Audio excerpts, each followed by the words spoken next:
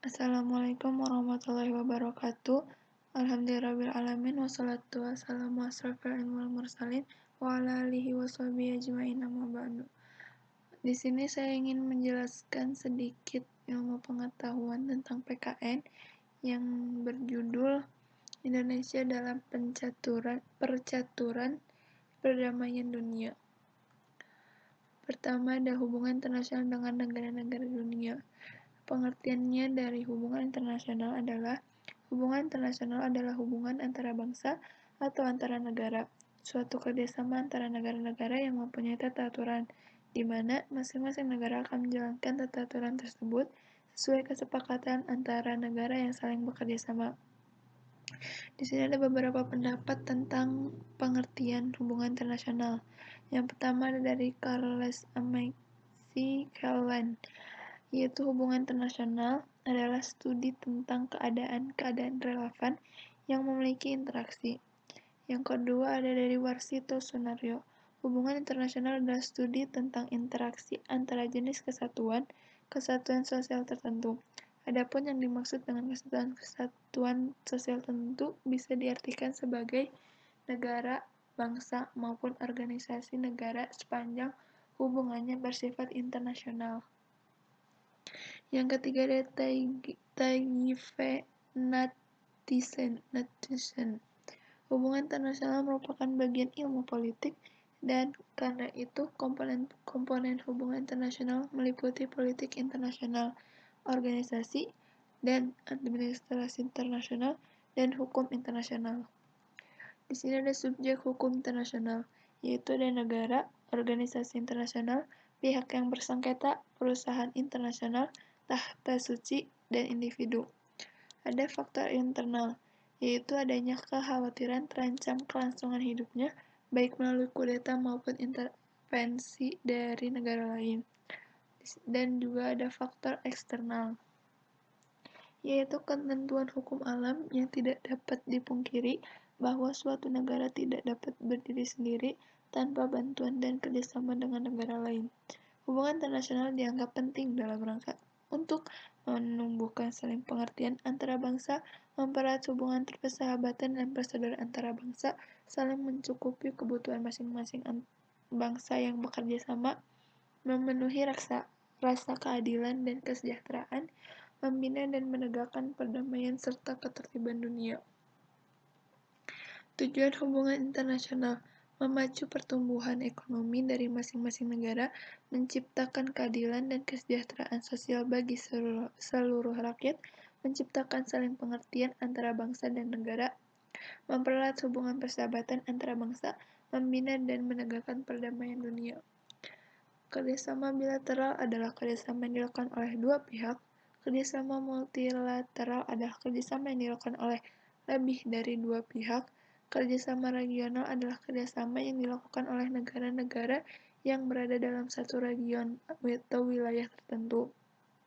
Kerjasama internasional adalah kerjasama yang dilakukan oleh banyak negara yang tidak terbatas dalam satu region atau wilayah tertentu. Manfaat hubungan internasional. Yang pertama ada manfaat ideologi, yakni untuk menjaga dan mempertahankan kelangsungan hidup bangsa dan negara.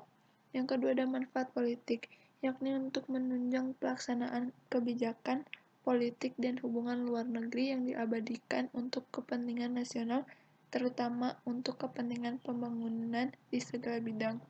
Yang ketiga ada manfaat ekonomi, yakni untuk menunjang upaya meningkatkan pembangunan ekonomi nasional.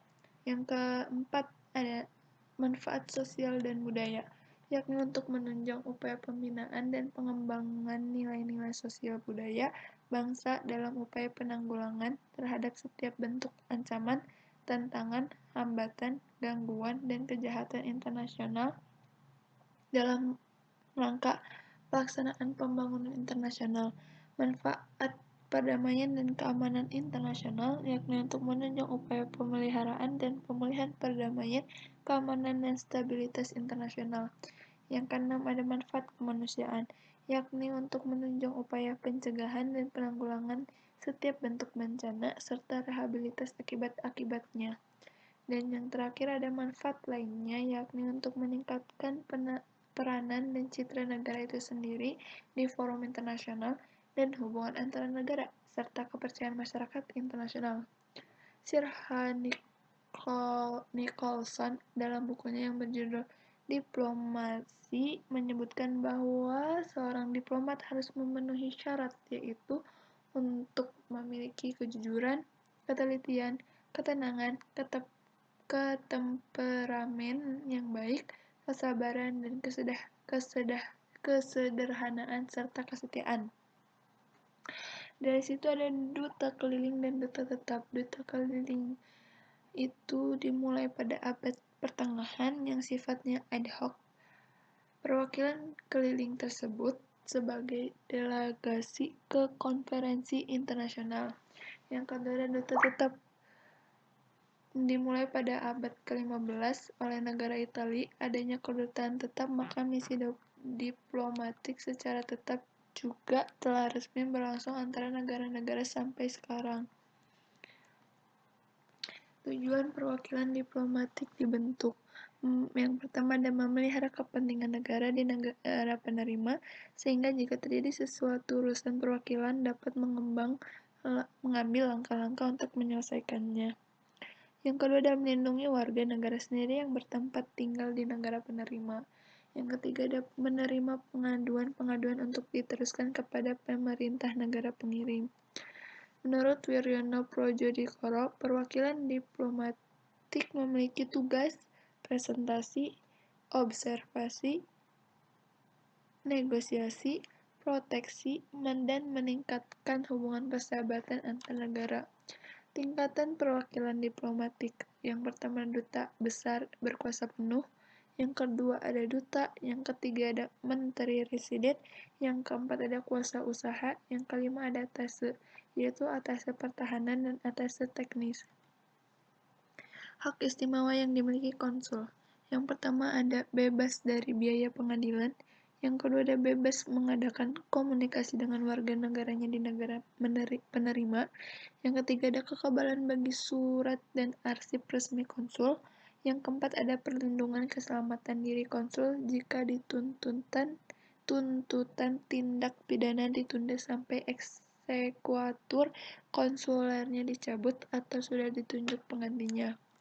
Hak-hak yang dimiliki oleh misi khusus adalah yang pertama ada gedung misi khusus memperoleh pengecualian terhadap pajak dan kebal. Yang kedua ada arsip dan dokumen misi khusus kapanpun dan dimanapun adalah kebal. Misi khusus memperoleh kebebasan bergerak dan berkomunikasi. Anggota misi khusus memperoleh kekebalan personal dan mendapat pengecualian terhadap jurisdiksi kriminal, sipil, dan administrasi. Dan yang terakhir ada anggota komisi khusus dikecualikan dari semua pungutan pajak dan bea cukai. Carlton Klimer-Rodi et al. Dalam bukunya Introduction to Political Science mengatakan bahwa prinsip-prinsip yang melandasi politik luar negeri adalah yang pertama ada prinsip mempertahankan keutuhan atau integrasi negara, yang kedua ada prinsip meningkatkan kemakmuran atau kepentingan ekonomi, yang ketiga ada prinsip menjamin keamanan nasional, yang kelima ada prinsip melindungi martabat atau kehormatan nasional, yang kelima ada prinsip membangun kekuatan nasional. Carlton Klimer-Rode juga mengatakan bahwa faktor yang memengaruhi politik luar negeri ada 4, yaitu faktor geografis strategis, faktor kependudukan, faktor sumber daya ekonomi, dan faktor ideologi. Di sini juga ada B, Indonesia dan perannya dalam upaya mewujudkan perdamaian dunia. Pengertian perdamaian dunia ada 2. Yang pertama, perdamaian adalah kondisi tidak adanya atau berkurangnya segala jenis kekerasan.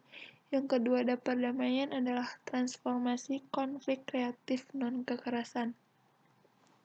Menurut Ciptowaroyo, yang dapat dilakukan demi mewujudkan perdamaian dunia yaitu melalui pendekatan kultural atau budaya, melalui pendekatan sosial dan ekonomi, melalui pendekatan politik, dan melalui pendekatan religius atau agama.